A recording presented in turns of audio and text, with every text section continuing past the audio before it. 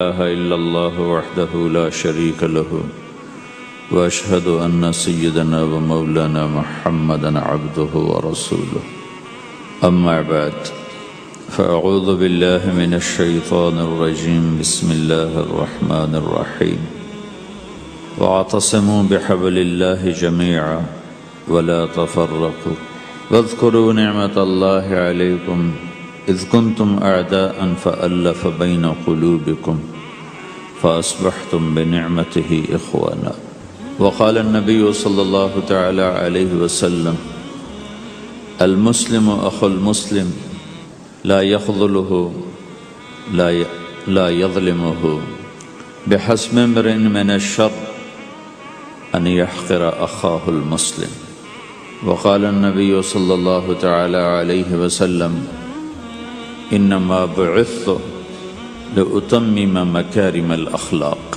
او کما قال اللہ اکبر۔ میرے محترم بھائی اور دوستو، اسلام ایک زندگی گزارنے کا طریقہ ہے، صرف چند عبادات کا نام اسلام نہیں، یہ پوری ایک زندگی ہے۔ اور اس زندگی کو سکھانے کے لیے، چونکہ انسان پیدائشی طور پہ جاہل پیدا ہوتا ہے، اسے کچھ نہیں آتا، اسے سیکھنا پڑتا، اور جو سیکھتا ہے باہر سے سیکھتا ہے، سیکھا سکھایا نہیں پیدا ہوتا۔ کسی بچے کو آپ جنگل میں چھوڑ دو اور کوئی اس سے ملے نہیں تو وہ گونگا ہوگا، کچھ نہیں بول سکے۔ لیکن آپ چڑیا کے بچے کو تنہا چھوڑ دو، کوئی چڑیا اس سے ملاقات نہ کرے تو وہ اپنی زبان ہی بولے گا، اپنی زبان میں بولے گا۔ کوے کو تنہا چھوڑ دو، کوئی کوا اسے ملنے نہ دو تو کوے کی زبان ہی بولے گا۔ لیکن انسان کو گجراتی کا بچہ پنجابیوں میں چھوڑ دو تو گجراتی بھول جائے گا، پنجابی بولے گا۔ پنجابیوں کا بچہ گجراتیوں میں چھوڑ دو تو وہ پنجابی نہیں بولے گا، وہ گجراتی بولے گا۔ اور کوئی بھی نہ اس سے ملے، اسے تنہا چھوڑ دو تو وہ کچھ بھی نہیں بول سکے گا، گونگا ہوگا۔ تو انسان جو کچھ سیکھتا ہے باہر سے سیکھتا ہے، اور چونکہ امتحان کی جگہ ہے تو باہر دونوں چیزیں موجود ہیں، غلط بھی صحیح بھی، دونوں جنس بازار میں موجود۔ انسان کے علاوہ جتنی مخلوق ہے ان میں غلط کرنے کا کوئی سسٹم ہی نہیں ہے، وہ غلط کر ہی نہیں سکتے، جو کرتے ہیں ٹھیک کرتے۔ انسان کے اندر دونوں سسٹم ہیں، فَأَلْهَمَهَا فُجُورَهَا وَتَقْوَاهَا، یہ دونوں نظام لے کے چلتا ہے۔ اسلام کو سیکھنا پڑتا ہے، اور اسلام کے لیے جو سب سے بڑا سرمایہ ہے، جیسے آپ بازار میں جاتے ہو، دکان کھولتے ہو، پھیری لگاتے ہو، تو اس کے لیے پیسہ چاہیے، ڈالر چاہیے۔ ڈالر کے بغیر آپ کاروبار نہیں کر سکتے۔ اسلام کے لیے ایمان چاہیے، ایمان کے بغیر اسلام پہ چلا نہیں جاتا، جانتا ہوگا چل نہیں سکے گا۔ ایمان وہ طاقت ہے، وہ سرمایہ ہے، وہ کیپٹل ہے جس سے کوئی مرد عورت وہ دین پہ چل سکتا ہے۔ یہ زیادہ ہوگا تو زیادہ چلے گا، تھوڑا ہوگا تو تھوڑا چلے گا، نہیں ہوگا تو صفر ہوگا، زیرو ہوگا۔ تبلیغ کا جو یہ کام اللہ تعالیٰ نے ہمیں دیا ہے، یہ ایمان کو سیکھنے کی اور اس کو آگے پہنچانے اور پھیلانے کی محنت ہے۔ ایمان سیکھنے کے لیے فَمَنْ شَاءَ اتَّخَذَ إِلَىٰ رَبِّهِ سَبِيلًا، کوئی ایک طریقہ نہیں ہے، کئی طریقے ہیں۔ اللہ نے سبیل کے اوپر الف لام نہیں لگایا، الف لام ہٹا کر یہ بتایا ہے کہ اللہ تک پہنچنے کے راستے کئی ہیں، محنت ہے۔ راستہ تو ایک ہے اسلام، اس پر آنے کی جو محنت ہے اس کے راستے مختلف ہیں۔ ہاں، آگے پہنچانے کے لیے تبلیغ کے سوا اور کوئی راستہ کوئی نہیں۔ یہاں آ کر تبلیغ منفرد کا کام منفرد ہو جاتا ہے کہ کسی محنت میں گشت کوئی نہیں سوائے تبلیغ۔ صرف تبلیغ ہے جس میں گشت ہے کہ خود چل کے جاؤ۔ اگر میرے پاس وہ میرے کالج کا لڑکا نہ آتا تو مجھے تو نہیں پتا تھا تبلیغ کیا چیز، نہ دین کا پتا تھا نہ دنیا کا پتا تھا۔ تو کوئی چل کے آیا اور اس نے ہاتھ پکڑا، اور دعوت ہے ہی بے طلبوں کے لیے، مدرسہ تو طلب والوں کے لیے، وہاں تو تعلیم ہوتی، تبلیغ نہیں ہوتی۔ خانقاہ تو طلب والوں کے لیے ہے، اور دعوت بے طلب لوگوں کے لیے، جو سننا نہیں چاہتے، جو قریب نہیں آنا چاہتے، اور ایسا طبقہ کروڑوں اربوں کی تعداد میں موجود۔ انہیں دین پر لانے کے لیے یا دین کی بات ان کے کان میں ڈالنے کے لیے سوائے گشت کے اور کوئی عمل کوئی نہیں۔ میں پشاور گیا تو جماعت میں انہوں نے کہا جی یہاں ایک وکیل صاحب ہیں، تبلیغ والوں کو بہت گالیاں دیتے ہیں، شکل دیکھتے ہی گالیاں دینا شروع کرتے ہیں۔ آپ کے علاقے کے؟ آپ کے علاقے کے؟ میں کہا اچھا ملاؤ۔ پشاور میں رہتا تھا، وکالت کرتا تھا، میرے علاقے کا میاں چنو ایک چھوٹا سا ٹاؤن ہے وہاں کا تھا، میں اس کے قریب تلمبا ایک چھوٹا سا ٹاؤن ہے میں وہاں۔ تو جب ہم ان کے دروازے پر گئے اور نوک کیا تو دروازہ کھلتے ہی انہوں نے وہی کام شروع کر دیا، دیکھتے ہی۔ اور کہا میں نے تمہیں کتنی دفعہ کہا ہے، وہ جو مقامی، کہ تبلیغ والوں کو میرے دروازے پر مت لایا کرو۔ تو اب بتاؤ، میں اگر یہ تبلیغ کے رگڑے نہ لگے ہوتے تو میں تو 2 تھپڑ اس کے منہ پہ مارتا، یا مفتی صاحب کی طرف فتویٰ سناتا، تو اسلام سے خارج ہو گیا ہے، توبہ کر۔ میں نے اس سے کہا بھائی میں تو تبلیغی بن کے آپ کے پاس نہیں آیا، میں تو اس لیے آیا ہوں کہ مجھے پتہ چلا کہ آپ میاں چنو کے ہیں اور میں تلمبے کا ہوں، تو میں تو اس لیے آپ کو ملنے آیا ہوں۔ تو ایسے ہوا، اچھا آپ تلمبے کے ہو؟ میں نے کہا تلمبے کا ہوں۔ کہو اچھا اچھا اچھا، بڑی مہربانی، فرمائیے۔ میں نے کہا فرمائیے ایسے تو نہیں ہوگا، گھر بٹھاؤ پھر فرمائیے ہوگا۔ تو اس نے دروازہ کھولا، ہمیں بٹھایا، میں نے کوئی تبلیغ کی بات نہیں کی، چائے وائے پلائی۔ تو میرے والد صاحب اپنے علاقے کے مشہور آدمی تھے، تو جب میں نے اپنا تعارف کرایا تو وہ اور خوش ہو گیا، کہا تو آپ کے باپ کا الیکشن تو میں نے لڑا ہے، ان کے لیے ووٹ مانگنا۔ تو ایسا خوش ہو گیا، کھل گیا، چائے پلائی، بات چیت ہوتی رہی۔ تو اٹھتے ہوئے میں نے کہا فلاں مسجد میں ہماری جماعت آئی ہوئی ہے، میں نے کہا چلو آپ کو بتا دوں۔ مغرب کے بیان میں وہ آیا ہوا تھا، پھر جتنے دن میں وہاں رہا وہ آتا رہا آتا رہا آتا رہا، میں واپس چلا گیا۔ بیچ میں کئی سال گزر گئے۔ لاہور کیولری گراؤنڈ ایک مشہور جگہ، وہاں میرا بیان تھا، جو کرکٹر آئے ہوئے تھے، ان کو ہم نئے سعید انور، انضمام، مشتاق، ان کو ہم قریب کر رہے تھے، اس وقت نئے ان کو قریب کر رہے تھے، تو یہ لوگ آئے ہوئے تھے۔ تو بیان کے بعد ان کو لے کر ہم ایک کمرے میں بیٹھے، اس کمرے کی دیوار شیشے کی تھی، تو لوگ اندر آنے کی کوشش کر رہے تھے، تو ان پہرے والے ان کو روک رہے تھے۔ تو اس میں سے ایک آدمی منہ اوپر کر کے میری طرف سے اشارہ کرے، تو میں نے دیکھا تو ایک آدمی کی بڑی داڑھی، اور وہ مجھے ایسے ایسے اشارہ کر رہا ہے، میں نے نہیں پہچانا۔ تھوڑی دیر کے بعد میں نے غور سے دیکھا تو وہ وہی وکیل صاحب پشاور والے، تو میں نے کہا بھائی ان کو اندر بلاؤ، اندر بلاؤ۔ وہ اندر آئے تو میں اٹھ کے ملا، کہنے لگے یہ دیکھو یہ تمہارا ایک گشت، میرا وقت بھی لگ چکا ہے، بدنوں کا چلہ لگا ہے، یہ 3 چلے لگے ہیں۔ تو جو دیکھو نا، آپ میں سے کئی لوگ پھیری لگاتے ہیں، جس کو گجرات پھیری لگاتا ہوں، پھیری، میں پہلے سمجھا ہی نہیں، پھیری تو کہتے ہیں چھوٹے جہاز کو جو سمندر میں چلتا ہے، میں سمجھا یہ پھیری لگاتے ہیں، پھیری، اور وہ تو گجراتی میں پھیری کہتے ہیں پھیری کو۔ تو پہلے تو میں چکر کھاتا رہا کہ یہ کیا ہے پھیری، پھیری تو چھوٹے جہاز کو کہتے ہیں، چھوٹا بحری جہاز۔ تو پھر بعد میں کسی نے کہا کہ یہ چل پھر کے سودا بھیجا، اچھا اچھا پھیری کو پھیری کہہ رہے ہیں، تم خدا کو خدا کر دیتے ہو، خدا کا شکر۔ ایک تو خدا لفظ ہی میں نے پہلے کہا تھا بولنے کا نہیں ہے، ایک اس کو خدا کو خدا کر دیتے ہو، خدا کی قسم۔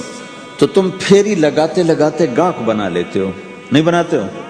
پھیری لگاتے لگاتے تم اپنے گاہک بنا لیتے ہو۔ یہی تبلیغ کا کام ہے کہ پھیری لگاؤ، لوگوں کے در کھٹکھٹاؤ، کوئی لے گا کوئی نہیں لے گا۔ جو آپ لوگ پھیری لگاتے ہو تو سارے آپ سے سودا لیتے ہیں؟ نہیں لیتے، کوئی لیتا ہے کوئی نہیں لیتا، لیکن آپ جاتے رہتے ہو جاتے رہتے ہو جاتے رہتے ہو جاتے رہتے ہو، آہستہ آہستہ آپ اپنا اتنا کام کر لیتے ہو کہ آپ کی روٹی چل جاتی۔ تو سارے نبیوں نے پھیرا لگایا، کوئی نبی گھر نہیں بیٹھا، کہ میرے پاس کوئی آئے گا تو اسے سکھاؤں گا. ہر نبی نے پھیرا لگایا. اور داؤد علیہ السلام نے ایک دفعہ یہ کیا، ایک بڑا عبادت خانہ بنایا اور اس کی دیواریں اونچی کر دی، اتنی اونچی کہ اندر کوئی جا نہ سکے. اور یہ طے کیا کہ ہفتے میں ایک دن میں کسی سے نہیں ملوں گا، صرف اللہ اللہ کروں گا، ہفتے میں ایک دن. تو وہ پہلا دن تھا، اندر سے تالا لگا دیا اور خود اندر بیٹھ گئے. اور پہلا دن ہے کہ میں آج کسی سے نہیں ملوں گا. تو میرے رب کو یہ بات پسند نہیں آئی کہ نبی کا کام کٹ کے بیٹھنا نہیں ہے، لوگوں میں جانا ہے. تو اللہ تعالیٰ نے انسانی شکل میں 2 فرشتے اندر اتار دیے. اذ تصوروا المحراب ففزع منهم قال لا تخف خصمان بغى بعضنا على بعض فاحكم بيننا. کہا جی حضرت ہمارا جھگڑا ہو گیا ہے، ہم آپ سے فیصلہ کروانے آئے. تو داؤد علیہ السلام ڈر گئے کہ دروازہ بند ہے، یہ آئے کہاں سے؟ دیوار اتنی اونچی ہے کہ اس کے اوپر سے چھلانگ لگا کے بھی اندر نہیں آ سکتے. تو یہ کون ہے، آئی کہاں سے؟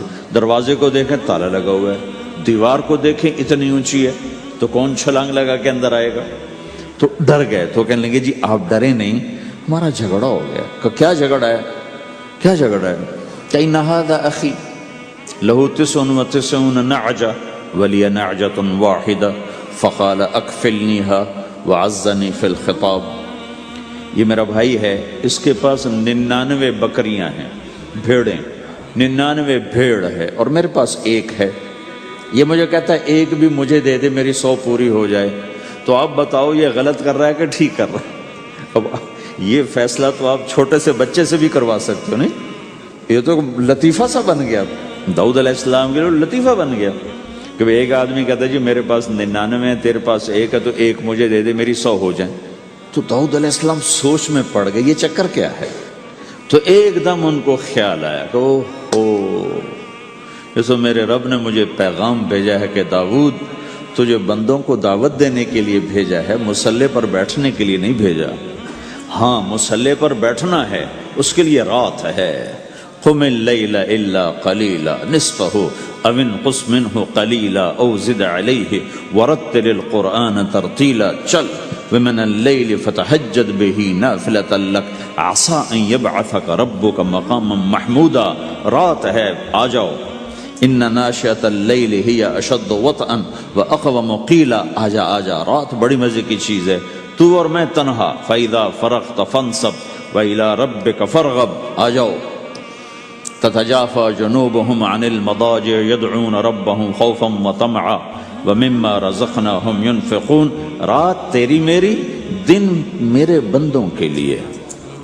نہیں بیٹھ سکتا، تسبیح پکڑ کے نہیں بیٹھ سکتے ہو. تو اس پر داؤد علیہ السلام سجدے میں گرے. آیت سجدہ ہے اس لیے میں نہیں پڑھتا ہوں. سجدے میں گرے اور کہا یا اللہ معافی کر، یا اللہ معاف کر دے، یا اللہ معاف کر دے. میں نے دروازے بند کر لیے، حالانکہ یہ میرے منصب کے خلاف تھا، اس پر اللہ سے معافی مانگی. تو چل کے جانا نبیوں کی صفت ہے، یہی ہماری صفت.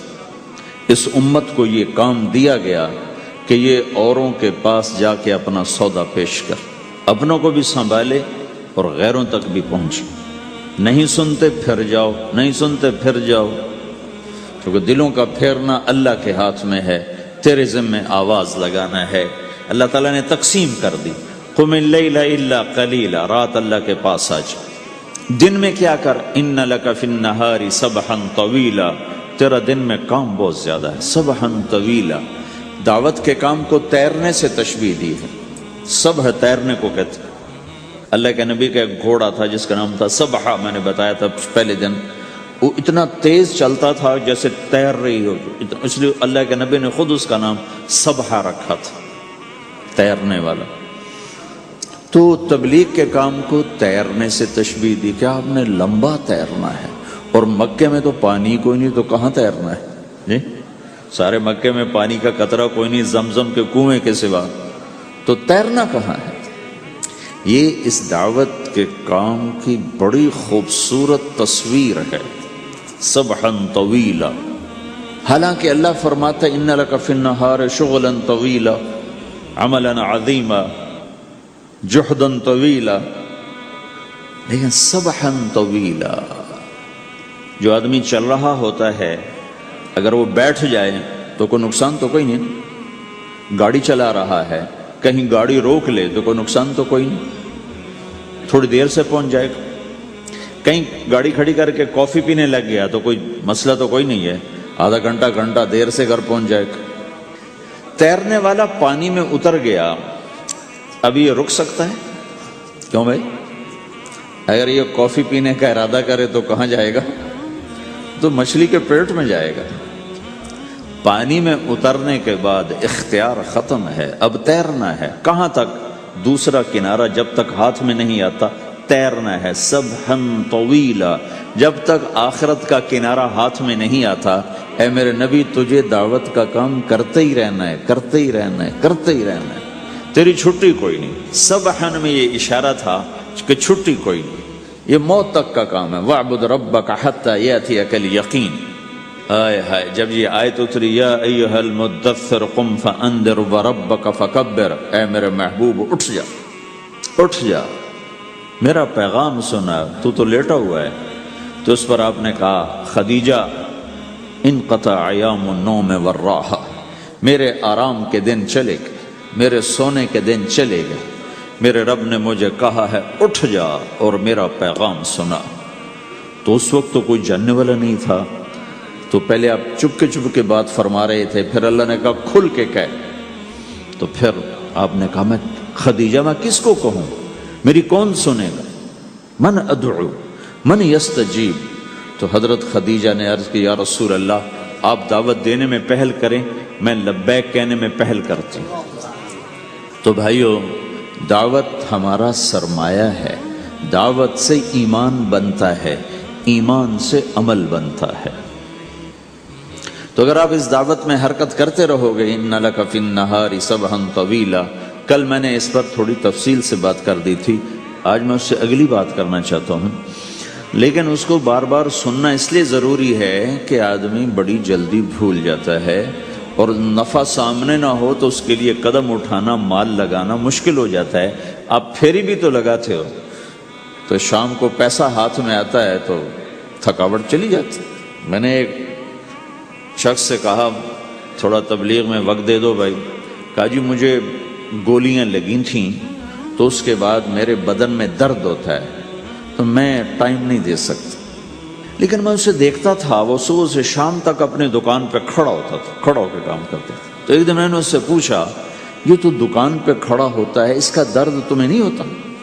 تبلیغ میں تو اتنی مشقت نہیں ہے۔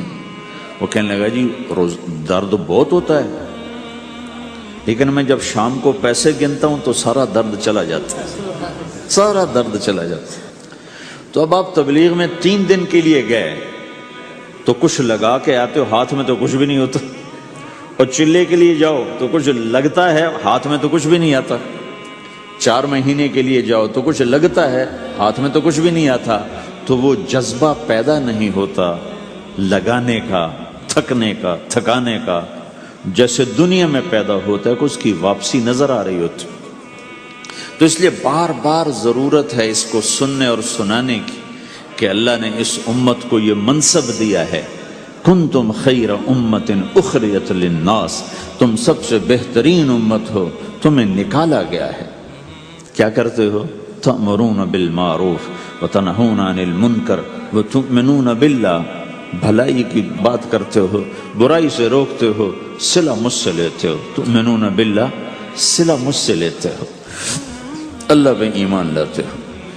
کل بھی میں نے کہا تھا کہ ہر مسلمان کے ذمہ دعوت ہے، عمل کرے یا نہ کرے۔ آج پھر اس کو دوہرا رہا ہوں کہ عمل کرے یا نہ کرے، اوروں کو دعوت دینا ہر مسلمان کے ذمہ ہے۔ اللہ تعالیٰ نے بنو اسرائیل کے بارے میں کہا میری تم پہ لعنت ہے، لعن الذین کفروا من بنی اسرائیل علی لسان داود و عیسی ابن مریم، اے داود، اے عیسیٰ، ان پر لعنت بھیجو۔ کتنا سخت اللہ کا فرمان ہے۔ اچھا کیوں؟ کس لیے؟ اللہ نے دو جرم بتائے، ذَلِكَ بِمَا عَصَوْا وَكَانُوا يَعْتَدُونَ، یہ بہت نافرمان ہو چکے ہیں، بہت نافرمان ہو چکے ہیں۔ ایک اس کی وجہ سے ان پر اللہ کی لعنت۔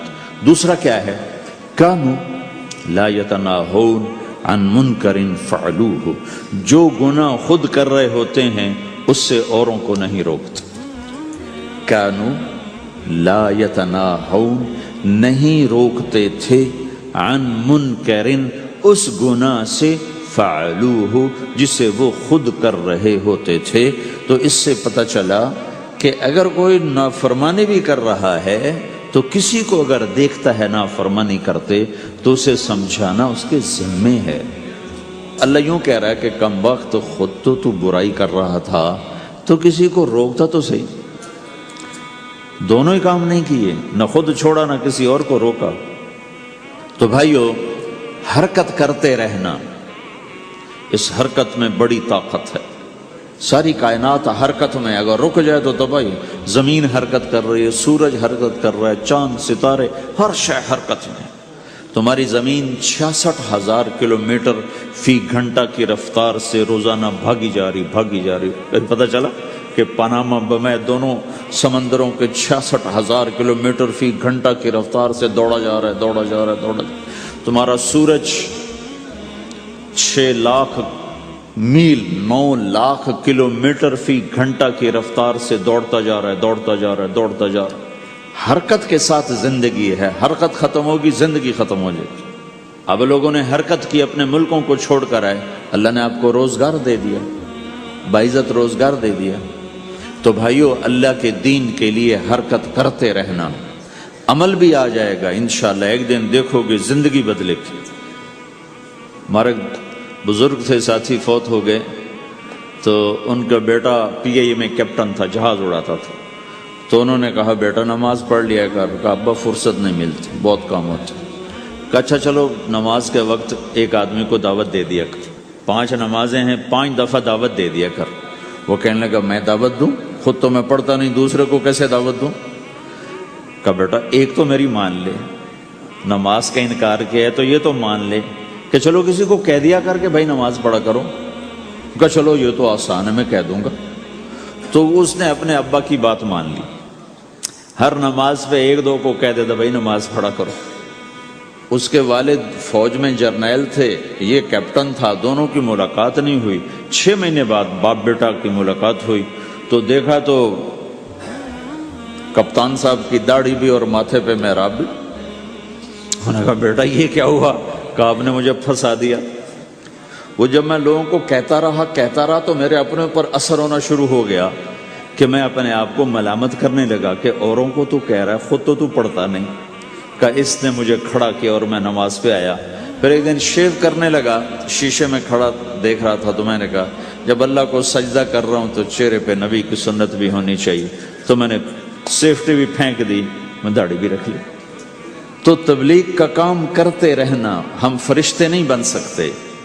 ایک دفعہ ایک آدمی نے میرے اوپر بڑی چڑھائی کی، تم تبلیغ والے منافق ہو، کہتے کچھ ہو کرتے کچھ ہو، تمہارے قول اور فعل میں بہت فرق، بہت۔ جب ان کا غصہ اتر گیا تو میں نے ان سے کہا بھائی 100 نمبر تو اللہ نے بھی نہیں مانگے، آپ کیوں مانگتے ہو؟ اللہ نے کہا ہے فمن ثقلت موازینہ، جس کی نیکیاں بڑھ جائیں گی، گناہ تھوڑے ہوں گے تو پاس کر دوں گی۔ تو 100 نمبر تو اللہ نے بھی نہیں کہا کہ ایک گناہ تیرے کھاتے میں نہیں ہونا چاہیے، 100/100 نمبر لے گا تو جنت دوں گا، نہیں تو ریپٹ مار کے جہنم میں ڈالوں گا۔ تو 100 نمبر تو اللہ بھی نہیں مانگتا، اسے پتہ ہے میرا بندہ کمزور ہے، کبھی گناہ کرے گا کبھی نیکی کرے گا۔ تو وہ کہتا ہے جس کے پاس 51 نیکیاں ہوئیں اور 50 گناہ ہوئے تولوں گا تو 51 جھک جائیں گے نا، 50 معاف۔ مثال دے رہا ہوں میں، ہمارے علاقے میں ایک زمیندار تھے، وہ ذکر بھی بہت کرتے تھے، گالیاں بھی بہت دیتے، ادھر سبحان اللہ تیرے فلانے، الحمدللہ کے ساتھ ایک پھکڑ تولتے تھے، ساری زندگی وہ ایسا ہی کرتے رہے۔ جب وہ فوت ہو گئے تو کسی نے ان کو دیکھا تو انہوں نے پوچھا کہ میاں صاحب آپ کے ساتھ کیا ہوا؟ آپ تو گالیاں بہت دیتے تھے۔ خود انہوں نے یہ پوچھ رہے آپ تو گالیاں بہت دیتے تھے، تو آپ کے ساتھ کیا ہوا؟ کہ اللہ تعالیٰ نے میرے ذکر اور میری گالیوں کو تولا تو میرا ذکر بڑھ گیا تو میری بخشش ہو گئی۔ اللہ نے بھی کاؤنٹنگ رکھی ہے، پرفیکشن مانگی ہی نہیں۔ اگر اللہ پرفیکشن مانگتا تو پھر آپ کہتے تم کرتے کچھ ہو کہتے کچھ ہو۔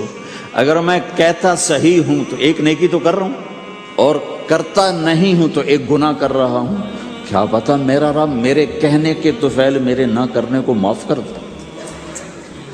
بس ایک صورت میں ہے کام خطرناک کہ اگر میں اس کہنے سننے کو اپنی دنیا بنانے کا ذریعہ بنا لوں پھر خطرناک ہے۔ تَأْمُرُونَ النَّاسَ بِالْبِرِّ وَتَنْسَوْنَ أَنفُسَكُمْ وَأَنْتُمْ تُتْلُونَ الْكِتَابَ، وہ یہ آیت ہے۔ لیکن اگر میرے اندر اخلاص ہے تو پھر میں انسان ہوں، کبھی اچھا کروں گا کبھی برا کروں گا، لیکن میرے ذمہ صدا لگانا ہے۔ تو بھائیو اس تبلیغ کے کام کو کرتے رہنا اس سے ایمان بنتا ہے، ایمان سے دین وجود میں آتا ہے۔ دین کے دو حصے ہیں، ایک عبادات ہے جس میں نماز سب سے اہم ہے، پھیری پہ ہو گھر پہ ہو نماز نہ چھوڑو۔ رمضان کے روزے ہیں، اللہ پھر رزق زیادہ دے دے، حج کرو، زکوٰۃ دو، لیکن عبادات بڑی محدود ہیں اور اس میں کثرت اللہ نے مطالبہ بھی نہیں کیا، بلکہ اللہ تعالیٰ نے اس میں اعتدال ہی کو پسند فرمایا ہے۔ اللہ تعالیٰ نے ہمارے نبی لمبی لمبی نمازیں پڑھتے تھے تو اللہ تعالیٰ نے روک دیا کہ ما انزلنا علیک القرآن لتشقی، میرے نبی میں نے تمہیں قرآن اس لیے نہیں دیا کہ تو لمبی لمبی نمازیں پڑھ کے تھکتا رہے، درمیان نہ چل۔ اللہ کے نبی نے تبلیغ میں زیادہ زور دکھایا تو اللہ نے اس پر بھی کہا فلا تذهب نفسك عليهم حسرات، اتنا غم نہ کیا کر کے تو خود ہی ہلاک ہو جائے، نہیں ایسا نہ کر۔ تو عبادات محدود ہیں اور اس میں اعتدال مطلوب ہے۔ سارا دن مصلی پہ بیٹھنا یہ اللہ نہیں دیکھنا چاہتا، اللہ یہ دیکھنا چاہتا ہے کہ تو باہر جا تاکہ میں دیکھوں کہ اب تو کیا کرتا ہے۔ دوسرا حصہ اس کا اخلاقیات ہیں، آپس کی معاشرت ہے۔ دین جو اثر انداز ہوتا ہے وہ معاشرت سے اثر انداز ہوتا ہے، عبادت سے نہیں، عبادات سے نہیں۔ عبادت تو مسجد کے اندر ہے یا مصلی پر گھر کے اندر ہے، روزہ اندر کی چیز ہے، حج بیت اللہ میں ہے، زکوٰۃ مسلمان کو دی جاتی ہے۔ تو دنیا میں دین پھیلنے کے لیے اور اپنوں کو دین کے قریب کرنے کے لیے جو سب سے بڑا عمل ہے وہ بھائیو اچھے اخلاق۔ یہ دوسرا حصہ میں آج بیان کرنا چاہتا ہوں۔ اللہ کے نبی نے فرمایا ایو اور الاسلام اوثق، مجھے بتاؤ اسلام کا سب سے مضبوط عمل کیا ہے؟ تو صحابہ نے کہا الجہاد، یا رسول اللہ جہاد۔ اسلام کا سب سے مضبوط عمل کیا ہے؟ صحابہ نے کہا جہاد۔ تو آپ نے کہا وحسن وما هو به، ہاں جہاد بہت اچھا عمل ہے لیکن سب سے بڑا عمل نہیں ہے، سب سے مضبوط عمل نہیں ہے۔ ان کا جی الصلاۃ، نماز۔ تو ہم نے کہا ہاں وحسنۃ وما هي بها، نماز بھی بہت اچھی چیز ہے لیکن وہ نہیں جو میں پوچھ رہا ہوں، سب سے اعلیٰ، سب سے اوپر، سب سے مضبوط نہیں۔ پھر ان کا جی الحج، حج۔ تو آپ نے کہا حج بھی بہت اچھا عمل ہے لیکن وہ نہیں جو میں نے پوچھا ہے۔ پھر صحابہ نے کہا جی روزہ، آپ کا روزہ بھی بہت اچھا ہے لیکن وہ نہیں جو میں نے پوچھا ہے۔ تو پھر صحابہ نے کہا یا رسول اللہ پھر آپ ہی بتائیں، ہمیں تو نہیں پتا۔ تو ہمارے نبی عبادات سے اوپر لا رہے ہیں، اپنے ساتھیوں کو عبادات پہ قائم کر دیا۔ ہر آدمی نمازی بن چکا ہے، ہر آدمی روزے دار بن چکا ہے، ہر آدمی مالدار زکوٰۃ دینے والا بن چکا ہے، اور ہر آدمی حج کا جذبہ پیدا کر چکا ہے۔ اب آپ ان کو اخلاق پہ لانا چاہتے ہیں، چونکہ اسلام کی تکمیل اخلاق سے ہے۔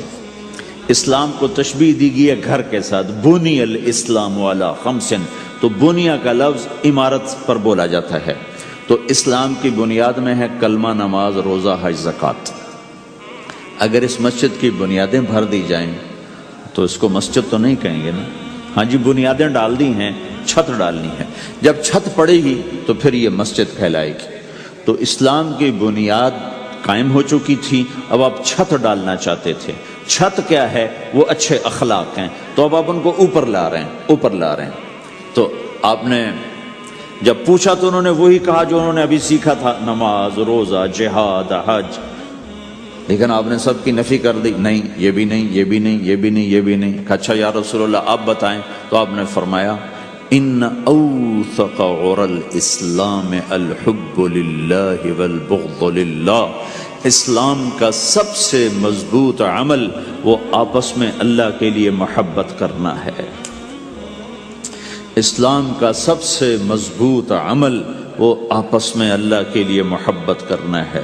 اسلام کا سب سے مضبوط عمل وہ محبت ہے، اللہ کے لیے بغض ہے، اللہ کے لیے محبت ہے، یہ اسلام کا سب سے مضبوط عمل ہے۔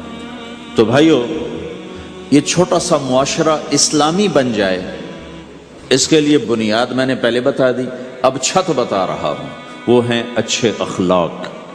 اللہ تعالیٰ نے جب ہمارے نبی نے نماز لمبی پڑھی تو اللہ نے کہا درمیانی پڑھو، میں نے ابھی بتایا۔ تبلیغ میں دکھ زیادہ جھیلا تو اللہ نے کہا درمیانہ چلو، لیکن جب اللہ کے نبی نے اخلاق بلند کیے، اخلاق، تو اس پر بھی اللہ تعالیٰ فرماتا میرے نبی ذرا اتنا نرم نہ ہو، تھوڑا سا سختی دکھا، آنکھیں دکھا، تھوڑا شوں شاں کر ہیں۔ تو میرے رب نے کیا کہا؟ واہ، میرے رب نے آپ کے اخلاق کی جیسی تعریف کی ہے، آپ کے کسی عمل کی ایسی تعریف نہیں کی۔ نماز کو کہا معتدل، اعتدال، دعوت کو کہا اعتدال، اور اخلاق کو کیا کہا؟ انک لعلی خلق عظیم، اور اس کو طاقت پہنچائی قسم اٹھا کے، نون، پھر قسم اٹھائی قلم کی جو علم کا ذریعہ ہے، والقلم وما یسطرون، مجھے قسم ہے قلم اور اس کی تحریر کی، ما انت بنعمت ربک بمجنون وان لک لاجرا غیر ممنون۔ ان دو آیتوں کو چھوڑ کر اگلی جو آیت آ رہی وانک لعلی خلق عظیم، اے میرے محبوب میں قسم اٹھاتا ہوں قلم اور اس کی تحریر کی، تیرے اخلاق بڑے عالی شان ہیں۔ یہ نہیں کہا تیرے اخلاق بڑے عالی ہیں، انک لعلی، علا، علا کا یہاں بہت عظیم الشان کردار ہے۔ علا یہ بتا رہا ہے کہ اے میرے نبی جتنے اخلاق تصور کیے جا سکتے ہیں وہ سب تیرے تابع ہو چکے ہیں، اور تو ان پہ سوار ہو چکا ہے، تو ان پہ چھا چکا۔ علا چھا جانے کے لیے ہوتا ہے کہ تمام اخلاق تیرے غلام ہو چکے۔ ایک دفعہ آپ نے فرمایا اچھے اخلاق 360 قسم ہیں، 360 قسم، 360 صفات کا مجموعہ اچھے اخلاق۔ کوئی ایک صفت کسی کو مل گئی تو جنت میں چلا جائے گا۔ تو ابو بکر رضی اللہ عنہ سامنے بیٹھے تھے، کہنے لگے یا رسول اللہ افی منہا شیء، ان 360 میں کوئی میرے اندر بھی کچھ ہے؟ تو آپ نے کہا تیرے اندر سارے کا سارا، کوئی کمی کوئی نہیں، پورے۔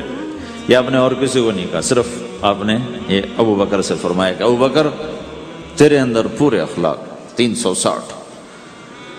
تو بھائیو، آپس کی محبت اور اچھے اخلاق یہ اسلام کا سب سے چوٹی کا سبق، سب سے اعلیٰ درجے کا سبق۔ اب ایک حدیث میں جو حدیث جبریل کہلاتی ہے، وہ انسانی شکل میں آ کر پوچھتے ہیں یا رسول اللہ اسلام کیا ہے؟ تو آپ کہتے ہیں کلمہ، نماز، روزہ، حج، زکوٰۃ، یہ اسلام ہے۔ یہی سوال اب آخری حج کا موقع آ چکا ہے، اب اسلام 9 سال آگے، 10 سال آگے جا چکا ہے اور اس کی شکل مکمل ہو چکی ہے۔ تو عمر بن عبسہ رضی اللہ تعالیٰ عنہ یہ آخری حج کے موقع پر آپ سے ملتے ہیں اور آ کر یہ آپ سے پوچھتے ہیں یا رسول اللہ مل اسلام؟ سوال ایک ہے، مل اسلام؟ شروع میں مدینے کے داخلے کے شروع میں جبریل انسانی شکل میں آتے ہیں اور کہتے ہیں مل اسلام، اسلام کیا ہے؟ تو آپ کہتے ہیں کلمہ، نماز، روزہ، حج، زکوٰۃ۔ اب یہی سوال 10 سال کے بعد یا 9 سال کے بعد عمر بن عبسہ کہتے ہیں یا رسول اللہ مل اسلام، اسلام کیا ہے؟ تو اب جواب سنو، آپ نے فرمایا اطعام الطعام وطیب الکلام، میٹھا بول بولنا اور کھانا کھلانا۔ کسی سے میٹھا بول بولنا کتنا عظیم ہے میرے اللہ کی بارگاہ میں کہ آپ نے فرمایا ابتسامک فی وجہ اخیک صدقہ، تو اگر کسی مسلمان کو ہنس کے مل لے تو یہ بھی تیرے لیے صدقے کا ثواب۔ صدقہ لکھا جائے گا۔ جبریل کہتے ہیں یا رسول اللہ مل ایمان، ایمان کیا ہے؟ تو آپ فرماتے ہیں اللہ کو ماننا، فرشتوں کو ماننا، نبیوں کو ماننا، کتابوں کو ماننا، تقدیر کو ماننا، موت کے بعد کی زندگی کا اقرار کرنا۔ ان تؤمن باللہ وملائکتہ وکتبہ ورسلہ وبالبعث بعد الموت، یہ ہے ابتدائی جواب۔ اب یہی سوال عمرو بن عبسہ کرتے ہیں 9 سال کے بعد، یا رسول اللہ مل ایمان، ایمان کیا ہے؟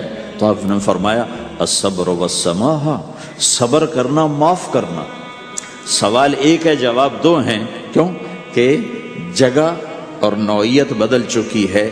ابتدائے اسلام ہے تو عبادات بتائی جا رہی ہیں، انتہائی اسلام ہے تو اخلاق بتائے جا رہے ہیں کہ اے عمر، ایمان کیا ہے؟ صبر کرنا، معاف کرنا، صبر کرنا، معاف کرنا۔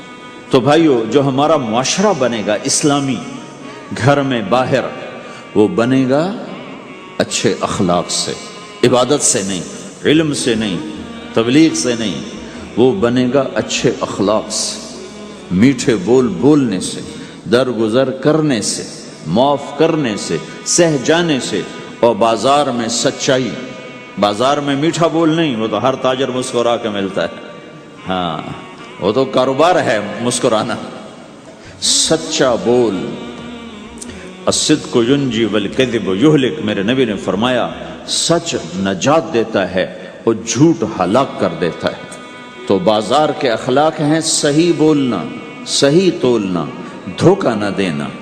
میرے نبی سے پوچھا گیا یا رسول اللہ مسلمان بزدل ہو سکتا ہے، ڈرپوک؟ آپ نے کہا ہو سکتا ہے۔ کہ یا رسول اللہ مسلمان بخیل ہو سکتا ہے، بخیل کنجوس؟ آپ نے کہا ہو سکتا ہے۔ کہ یا رسول اللہ مسلمان جھوٹ بول سکتا ہے؟ آپ نے کہا جھوٹ نہیں بول سکتا۔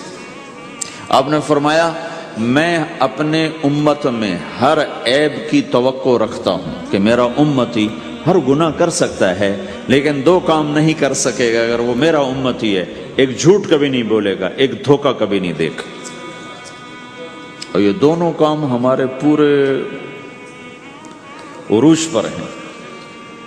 تو مسلمان دھوکہ نہیں دیتا کسی کو، مسلمان جھوٹ نہیں بولتا۔ تو اللہ کے نبی نے یہ نہیں فرمایا جو نماز نہیں پڑھتا وہ میری امت میں سے نہیں، جو روزہ نہیں رکھتا میری امت میں سے نہیں ہے، زکوٰۃ نہیں دیتا میری امت میں سے، یہ نہیں کہا۔ آپ نے کہا من غش فلیس منا، جس نے کسی کو دھوکہ دیا وہ میری امت میں سے نہیں، میری امت سے خارج۔ تو آپ کی تجارت پاناما میں ایسی تجارت ہو کہ وہ اسلام کا بولتا ثبوت بن جائے۔ آپ کی جاب ہے تو ایسی ہو کہ پورا انڈونیشیا جو مسلمان ہوا ہے، مسلمان تاجروں کی تجارت سے مسلمان ہوا۔ ملائیشیا، انڈونیشیا، فلپائن، ان علاقوں میں جتنا اسلام پھیلا ہے یہ تاجروں کی محنت سے پھیلا ہے۔ کہاں کے تاجر؟ یمن کے عرب تاجر، ان کے عالی اخلاق، ان کا سچا بول، ان کا صحیح ترازو، اس نے لوگوں کے قلوب کو پھیر دیا کہ یہ پیسے کے غلام نہیں ہیں۔ تو ہماری تجارت اس لیے نہیں کہ ہم پیسہ بنائیں، ہماری تجارت اس لیے کہ ہم تجارت میں اللہ کے احکام زندہ کریں، جس میں سب سے بڑا حکم سچ بولنا ہے اور دھوکے سے بچنا ہے، اور غلط کاروبار سے، غلط کام سے بچنا ہے۔ صرف ہم پیسہ نہیں کماتے، ہم اللہ کا امر دیکھتے ہیں کہ اگر میرے اللہ کے حکم کے مطابق ہے تو ٹھیک، اگر اس کے مطابق ہم چھوڑ دیں تو بھائیو اپنے پہچان کرواؤ سچائی کے ساتھ، دیانت کے ساتھ، دھوکے سے بچتے ہوئے۔ ایک تاجر مجھے بڑے فخر سے بتا رہا، فیصل آباد کی بات، کہ میں صبح صبح قرآن پڑھ رہا تھا، دکان پہ بیٹھا ہوا، کپڑے کا تاجر۔ تو ایک گاہک آ گیا، کہا جی آپ قرآن پڑھ رہے ہو، بھلے آدمی لگتے ہو، تو میں نے بیٹی کے جہیز کے لیے کپڑا خریدنا ہے، تو میں نے کہا آپ سے خرید لیتا ہوں۔ تو وہ پھر ہنس کے کہنا جی میں نے 16 روپے میٹر والا کپڑا 48 روپے میٹر میں بیچ دیا۔ میں نے کہا واہ بھائی واہ، قرآن کی قیمت بڑی تھوڑی لگائی تو۔ ہائے ہائے ہائے ہائے، اس کو شرم بھی نہیں آ رہی اس بات پر، احساس ہی کوئی نہیں کہ اس نے قرآن پڑھتے دیکھ کر اعتماد کیا اور اس نے قرآن سے ہی اس کو دھوکہ دیا کہ پورے بازار میں 16 روپے گز ہے وہ کپڑا، وہ 48 روپے اس کو بیچ رہا ہے۔ اگر اپنے نبی کی بات سنو، آپ نے کہا سچا تاجر قیامت کے دن نبیوں کے ساتھ کھڑا کیا جائے گا۔ کیوں؟ کہ ہر موقع پہ جھوٹ بولا جا سکتا ہے، پروفٹ کمایا جا سکتا ہے، دھوکہ دیا جا سکتا ہے، فراڈ کیا جا سکتا ہے، اور اس سے بچتا ہے بچتا ہے بچتا ہے بچتا ہے، نہ اپنوں کو دھوکہ دیتا ہے نہ غیروں کو دھوکہ دیتا ہے۔ جب انگریز کا دور تھا، دلی میں ایک جیب کترا تھا، جیب کاٹنے والا، تو وہ یہ سکھایا کرتا تھا لڑکوں کو، پھر ان کو بھیجتا تھا، تو اس کا ایک چیلا شام کو صرف 2 روپے لے کر آیا، 2 روپے لے کر، تو اس نے کہا بے وقوف، آج سارے دن کی کمائی 2 روپے؟ کہا استاد آج بہت بڑا مال مارا تھا، لیکن میں نے دیکھا تو وہ ایک گورا تھا، انگریز تھا، تو مجھے خیال آیا اگر قیامت کے دن عیسیٰ علیہ السلام نے میرے نبی کو گلہ دے دیا کہ تیرے امتی نے میرے امتی کی جیب کاٹی تھی، تو میں اپنے نبی کو کیا جواب دوں گا؟ تو میں نے جا کر اس کو واپس کر دیا، ابھی اپنے کے کھسکا کے لایا ہوں 2 روپے۔ پچھلے زمانے کے تو چور بھی ایسے خوددار ہوتے تھے، اب تو نمازی ایسے غیرت کہاں پھینک کے آ گئے ہیں، ماتھے پہ محراب ہوتا ہے اور دھوکے میں سب سے اول ہوتا ہے۔ تو ہمارا اسلام صرف اس مسجد کی 4 دیواری میں نہیں ہے، ہمارا اسلام تو بارش کے قطروں کی طرح پھیلا ہوا ہے، آسمان کی بلندی ہے، آسمان کی وسعت ہے، جیسے اس سے زیادہ ہمارے دین کی وسعت ہے۔ تو آپ کسی دفتر میں ہو یا اپنے کاروبار میں ہو، تو اس میں بھی اللہ کے نبی نے آپ کو طریقہ بتایا ہے۔ بازار کے اخلاق ہیں مسکرانا نہیں، بازار کے اخلاق ہیں سچ بولنا، صحیح دینا، صحیح تولنا، صحیح سودے کا عیب بتانا۔ عبد الرحمن بن عوف رضی اللہ تعالیٰ عنہ پہلے 10 صحابہ میں آتے ہیں، پہلے 10 صحابہ۔ آپ نے کہا ابو بکر جنتی، عمر جنتی، عثمان جنتی، علی جنتی، طلحہ جنتی، زبیر جنتی، سعد جنتی، عبد الرحمن جنتی، ابو عبیدہ جنتی، سعید بن زید جنتی، اس میں ایک عبد الرحمن۔ جب ان کا انتقال ہوا تو انہوں نے 3 ارب 10 کروڑ 20 لاکھ دینار چھوڑے ترکہ۔ ہمیں تو بڑا بیوقوف بنایا گیا ہے، کاغذ کو کرنسی بنا کے دے دے۔ کاغذ کرنسی تو سونا ہوتا ہے جی، کرنسی تو سونے اور چاندی کو کہتے ہیں، کاغذ کے ٹکڑے کو تو کرنسی نہیں کہتے۔ اور اب کرنسی بھی لے کر وہ کارڈ پکڑا دیے، جیب بھی خالی، اب کرنسی بھی کاغذ بھی کوئی نہیں، خالی کارڈ۔ اس کو کیا کہتے ہیں کارڈ کو؟ Credit card, credit card. وہ ساری دنیا کو بیوقوف بنائے ہوئے، یا تو کاغذ پکڑائے ہوئے ہیں یا کارڈ کاغذ بھی اب واپس لے لیا، اب کارڈ پکڑا دیا۔ اور عبد الرحمن بن عوف نے جو پیسے چھوڑے وہ کاغذ نہیں تھے۔ کاغذ کی کیا حیثیت؟ پاکستان میں روز چھپ رہے ہیں، کاغذ کی کیا حیثیت؟ 3 ارب 10 کروڑ 20 لاکھ دینار سونے کے، اور ایک سکہ دینار اس وقت 4.5 ماشے کا ہوتا تھا۔ اب اس کو ملٹیپلائی کرو اور پورا پاناما خرید لیں اس پیسوں سے۔ اور وہ ٹاپ لسٹ کے 10 صحابہ میں سے ایک، وہ فرماتے تھے میری تجارت کا یہ اصول رہا کہ میں نے کبھی ادھار نہیں خریدا، نہ کبھی ادھار بیچا، نہ کبھی ادھار خریدا۔ جو خریدے بھی ادھار اور بیچے بھی ادھار، اسے نیند کہاں آئی؟ دینے والے دیتے نہیں، لینے والے سر پہ کھڑے ہوتے، انہیں نہ بیوی اچھی لگتی نہ بچے سے لگتے، وہ گھر میں بیٹھ کے بھی گھر میں نہیں ہوتے۔ تو آپ نے فرمایا نہ میں نے کبھی ادھار خریدا نہ کبھی ادھار بیچا، نقد خریدا نقد بیچا۔ دوسرا میرا اصول یہ رہا کہ میں نے کبھی سٹاک نہیں کیا، جب مجھے پروفٹ ملا میں نے فوراً بیچ دیا، انتظار نہیں کیا 1 ہفتے بعد بیچوں گا ریٹ بڑھ جائے گا۔ جس دن مجھے پروفٹ ملا 1 پیسہ بھی ملا تو میں نے فوراً بیچ دیا۔ تیسرا اصول یہ تھا کہ میرے سودے میں کوئی کمی یا عیب ہوتا تو میں اسے چھپاتا نہیں تھا، ظاہر کرتا تھا، اس میں یہ کمی ہے بھائی، لینا تو لے لو، نہیں لینا تو چھوڑو۔ ہماری تو تجارت بھی جنت کا راستہ ہے۔ مدینے کے لوگ ذمہ دارا کرتے تھے، مکہ کے لوگ تجارت کرتے تھے، ان کی زراعت اور تجارت دین کے پھیلنے کا ذریعہ بن گئی۔ عبد الرحمن بن عوف رضی اللہ عنہ کا مال اللہ کے دین کے کام آیا، عثمان رضی اللہ عنہ کا مال اللہ کے دین کے کام آیا۔ جنگ تبوک میں 10,000 آدمیوں کا سامان حضرت عثمان اکیلے نے دیا۔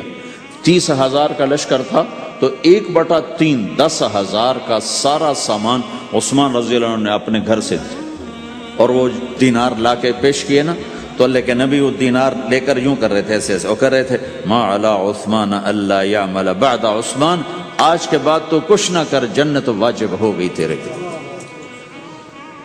تو بھائیو، ہمارا دین صرف ہمیں عبادت نہیں بتاتا، بازار کی زندگی بتاتا ہے کہ مسلمان بازار میں کیسے ہوتا ہے۔ کسی کے ہاں ملازم ہے تو اس کی نوکری کیسی ہوتی ہے، اس کی دیانت کیسی ہوتی ہے، اس کا بول کیسا ہوتا ہے۔ وہ پیسے پہ قربان نہیں ہوتا، وہ پیسے کو ایمان پہ قربان کرتا ہے۔ تو آپ کی تجارت بھی دین کے پھیلنے کا ذریعہ بنے گی۔ آہا، صرف نماز سے گناہ معاف نہیں ہوتے۔ مسلم شریف کی روایت ہے، من امسا کالن بعمل یدہ امسا مغفورا لہ، جو صبح سے شام تک روزی کماتے کماتے حلال حلال حلال حلال، جھوٹ والی نہیں، کھوٹ والی نہیں، خیانت والی نہیں، حرام چیز نہیں۔ حرام چیز کا بیچنا بھی حرام ہے، خریدنا بھی حرام ہے، اس کا پروفٹ بھی حرام ہے۔ جس گھر میں حرام پیسہ جائے گا وہاں سکھ کبھی نہیں آئے گا، چیزیں آ جائیں گی، چین نکل جائے گا۔ 1960 کی دہائی میں ایک پاکستان کا افسر تھا، اس نے 1960 میں لوگوں کے پاس 100 روپے مشکل سے ہوتے تھے، اس نے اس زمانے میں کروڑوں روپے جمع کیے رشوت سے، بہت بڑی پوسٹ پر تھے۔ جب وہ مر گیا، ایک دن اس کا بیٹا کہہ رہا تھا، کاش ہمارا باپ ہمارے لیے حرام کٹھا نہ کرتا تو کوئی خوشی کا دن ہم بھی دیکھ لیتے۔ جن کے لیے جمع کیا تھا کہ میرے بچے اب مزے سے، میں نے خود اپنے کانوں سے اس کو یہ کہتے ہوئے سنا کئی دفعہ، میں آج مر جاؤں میری بچی کو کسی کی پرواہ نہیں کہ میں نے اتنا پیسہ بنا دیا ہے۔ تو اسی کا بچہ یہ کہہ رہا تھا، کاش ہمارا باپ ہمارے لیے حرام کٹھا نہ کرتا تو ہم بھی کوئی خوشی کا دن دیکھ لیتے۔ تو اللہ کے نبی نے فرمایا، من امسا کالن بعمل یدہ امسا مغفور لہ، جو صبح سے شام تک حلال کمانے میں تھکتا ہے اور تھک کے واپس آتا ہے تو اس کے اس دن کے سارے گناہ اللہ معاف فرما دیتا۔ تو ہمارا بازار بھی دین ہے بھائی، پھر ہمارا گھر بھی دین ہے، گھر کی زندگی دین ہے۔ میرے نبی نے گھر کی زندگی سمجھائی۔ آپ اپنے گھر میں جھاڑو دے رہے ہیں، قاب قوسین کا ٹائٹل لے کر، مقام محمود کا ٹائٹل لے کر، ختم نبوت کا تاج سر پہ سجا کر، نبیوں کے سرداری کا صحرا باندھ کر آپ گھر میں جھاڑو دے رہے ہیں، اپنے کپڑے خود دھو رہے ہیں۔ 9 بیویاں ہیں، 9 اپنے کپڑے خود دھو رہے ہیں۔ کوئی پھٹ گیا ہے خود سی رہے ہیں، جوتا پھٹ گیا خود ٹھیک کر رہے ہیں۔ حضرت عائشہ رضی اللہ عنہ کو آٹا گوندنا نہیں آتا تھا، چھوٹی عمر تھی تو ان کو آٹا گوند کے دیتے تھے، جب تک ان کو آٹا گوندنا نہیں آیا ان کو آٹا گوند کے دیتے تھے۔ ہمیں تو گھر کی زندگی بھی سمجھائی گئی ہے، اور ہمیں بتایا گیا کہ تو اب اپنی بیوی کے منہ میں لقمہ ڈالتا ہے تو یہ بھی تیرے لیے صدقہ ہے۔ سب سے بہترین صدقہ وہ ہے جو تم اپنے بچوں پر خرچ کرو۔ پھر دنیا دکھوں کا گھر ہے تو میں قربان جاؤں اپنے نبی پر، آگے آنے والے سارے زمانوں کو دیکھ کر بیان فرما گئے، بتا گئے۔ اور انہوں نے فرمایا، مجھے بتاؤ جہاد میں خرچ کرنے سے بھی بہتر خرچ کون سا ہے؟ جہاد میں خرچ کرنا تو سب سے بہتر شمار ہوتا ہے۔ آپ نے کہا مجھے بتاؤ جہاد میں خرچ کرنے سے بھی بہتر کون سا خرچ ہے؟ تو صحابہ نے کہا جی ہم تو نہیں جانتے، ہم تو اسی کو سب سے بہتر جانتے ہیں۔ ہم نے کہا نہیں، اولاد کا ماں باپ پہ خرچ کرنا جہاد میں خرچ کرنے سے بھی بہتر ہے۔ یہ کیوں فرمایا؟ کہ آگے نظر آ رہا تھا کہ اولاد نافرمان نکلے گی۔ اگر اللہ چاہے تو اس کے یہ کہنے پر وہ پلاٹ مسجد کے نام ہو گیا، واپس نہیں لے سکتا۔ اگر اللہ چاہے اگر اللہ چاہے، اور اللہ تو چاہتا ہے کہ تم اس کے نام پر دو، من ذا الذی یقرض اللہ قرضا حسنا. ٹھیک ہو گیا؟ یہ بات سمجھ میں آ گئی؟ اب ایک آدمی یوں کہتا ہے انشاءاللہ میری بیوی کو 3 طلاق، اگر اللہ چاہے تو میری بیوی کو 3 طلاق، تو علماء فرماتے ہیں یہ طلاق نہیں ہوگی. کیوں نہیں ہوگی؟ اس لیے کہ اس نے کہا ہے اگر اللہ چاہے تو میری بیوی کو 3 طلاق، اور اللہ چاہتا ہی نہیں کوئی اپنی بیوی کو طلاق دے، لہذا یہ طلاق نہیں ہوگی. ہزاروں دفعہ کہہ دے انشاءاللہ ساتھ لگا ہوا ہو، نہیں ہوگی. کیونکہ اللہ چاہتا ہی نہیں تم طلاق دو. اللہ گھر آباد، سینکڑوں آیات ہیں گھر کو آباد کرنے کے لیے. فَإِنْ خِفْتُمْ شِقَاقَ بَيْنِهِمَا، اگر میاں بیوی میں ہو گئی کھٹپٹ تو بڑھاؤ نہیں. کیا مصیبت ہے کہ کچھ ادھر سے بڑھانا لگ جاتے ہیں، کچھ ادھر سے بڑھانا شروع کر دیتے ہیں. فَبَعْثُوا حَكَمًا مِّنْ أَهْلِهِ وَحَكَمًا مِّنْ أَهْلِهَا، تو طلاق دینے میں جلدی نہ کرو، جلدی نہ کرو. صلح صفائی کے لیے ایک آدمی بچی کی طرف سے آئے، ایک آدمی بچے کی طرف سے آئے، اور دونوں میں صلح صفائی کی کوشش کرو. یا ایھا النبی اذا طلقتم النساء، اے میرے نبی جب تم طلاق دینا چاہو تو یا ایھا النبی یہاں یہ اس لیے آیا ہے کہ اللہ تعالیٰ کہہ رہا ہے اے ایمان والو میں یہ نبی اپنا سفارشی بنا کے تمہارے سامنے پیش کرتا ہوں، طلاق نہ دیا کرو، نہ دیا کرو. یہ ہے یا ایھا النبی سے ایک دم ایمان والوں کی طرف منتقل ہونے کا فلسفہ کہ دیکھو میں اپنا نبی تمہارے لیے سفارشی بناتا ہوں کہ طلاق نہ دیا کرو. اگر دینی پڑ جائے چونکہ جائز ہے، نہیں نباہ ہو رہا، پھر زبردستی بھی نہیں کرنی چاہیے. اگر کوئی جائز وجہ ہے تو طلاق ہوئی ہے، پھر اسے دشمنی کا سبب نہیں بنانا چاہیے. اگر صحیح مناسب ہوئی ہے، اللہ کے نبی نے خود 2 خواتین کو طلاق دی، نکاح تو کیا، رخصتی نہیں ہوئی، طلاق دے دی. اللہ کے نبی کی بیٹیوں کو طلاق پڑی، حضرت ام کلثوم، حضرت رقیہ رضی اللہ عنہ دونوں کو طلاق دی گئی. ابو لہب کے بیٹوں نے طلاق دی. آپ نے حضرت حفصہ کو طلاق دینے کا ارادہ کیا تو عمر رضی اللہ عنہ کو پتہ چلا، بڑے غمگین ہوئے، تو جبریل آ گئے، یا رسول اللہ، اللہ تعالیٰ فرما رہے ہیں حفصہ کو طلاق نہیں دے سکتے، یہ آپ کی دنیا کی بیوی بھی ہے، جنت کی بیوی بھی ہے. کہ عمر کے دل شکنی ہو رہی. تو ایک گھر باقی رہے اس کے لیے سینکڑوں آیات اللہ تعالیٰ نے اتاری، اور ہمیں کہا عاشروہن بالمعروف، اپنی بیویوں کے ساتھ اچھا سلوک کرو. ہمیں خطاب، چونکہ مرد کسی کی بچی کو لے کے آتا ہے، لڑکا کسی کی بچی کو لے کے آتا ہے، اور وہ بچی ماں چھوڑتی، باپ چھوڑتی ہے، بھائی چھوڑتی ہے، بہنیں چھوڑتی ہے، سہیلیاں چھوڑتی ہے، سب کو چھوڑتی ہے، اور تیسرے دن اس کو تانے شروع ہو جاتے ہیں، اس کا تو دل ہی نہیں لگتا. اور پہلے دن اپنی بیوی کو نصیحت دی جا رہی تھی، میری ماں کی خدمت کرنی ہے، میری کرنا کر، میری ماں کی کرنی ہے، میرے ابا کی کرنی، میری بہنوں کی کرنی، کسی کے سامنے تم نے بولنا نہیں، کسی کے سامنے اف نہیں کرنا. بے وقوف، اس سے محبت تو جتا پھرو، اس کے بعد جو کچھ کہے گا وہ کرے گا. پہلے دن ہی حکم، نہ تعلق بنا ہے، نہ محبت پیدا ہوئی ہے، اور نہ ابھی جوڑ بیٹھا ہے، اور پہلے دن حکم سنانے شروع کر دی. اس کے ذمہ نہ تیری ماں کی خدمت ہے، نہ تیرے باپ کی خدمت ہے، نہ تیری بہنوں کی خدمت، یہ ساری خدمت تو تیرے ذمہ ہے. ہمارا سسرال کا معاشرہ بڑا ظالم ہے. لاکھوں میں کوئی ایک گھر بچا ہوا تو الگ بات ہے، ورنہ میں تو دنیا پھری ہے، کیا دنیا دار کیا دیندار، سب ظلم ہی ظلم ہے. اتنی نیک عورتیں تہجد گزار مصلی سے اٹھتی نہیں، تسبیح ہاتھ میں ہے، لیکن جب وہ ساس بنتی ہیں تو ایسا ظلم ان کے اندر سے نکلتا ہے کہ کانپ اٹھتے ہیں در و دیوار. جب عورت ماں ہوتی ہے تو اس کے روئیں روئیں سے محبت کے چشمے پھوٹتے ہیں. وہی عورت جب ساس بنتی ہے تو ایک دم ظلم کی تصویر بن جاتی ہے. اسے اپنی بہو میں کوئی خوبی نظر ہی نہیں آتی، عیب ہی عیب نظر آتے ہیں. اپنے بیٹے کو بھڑکاتی رہتی، یہ کرتی ہے، یہ کرتی ہے. اور ایسے بے وقوف ہیں، کوئی ماں کی وجہ سے بیویوں کو تباہ کر دیتے ہیں، کوئی بیویوں کی وجہ سے ماؤں کو تباہ کر دیتے ہیں. یہ دونوں ظلم ہیں. ماں کی وجہ سے بیوی پہ زیادتی نہ کرو، بیوی کی وجہ سے ماں پہ زیادتی نہ کرو. بیوی کا اپنا مقام ہے، ماں باپ کا اپنا مقام ہے، بہنوں کا اپنا مقام ہے. 100% شکایات جھوٹی ہوتی ہیں، سب جھوٹ ہوتا ہے. اس لیے میرے رب نے دستور بتایا، ان جاءکم فاسق بنبأ فتبینوا، جب کسی کی خبر سنو، کوئی کمی کوتاہی سنو، اول تو سنو نہیں، اگر سننی پڑ جائے تو تحقیق کر لو، تحقیق کر لو۔ قاضی ایاس کے پاس آئے، ایک شخص آیا روتا ہوا، ہائے مر گیا، ہائے مر گیا۔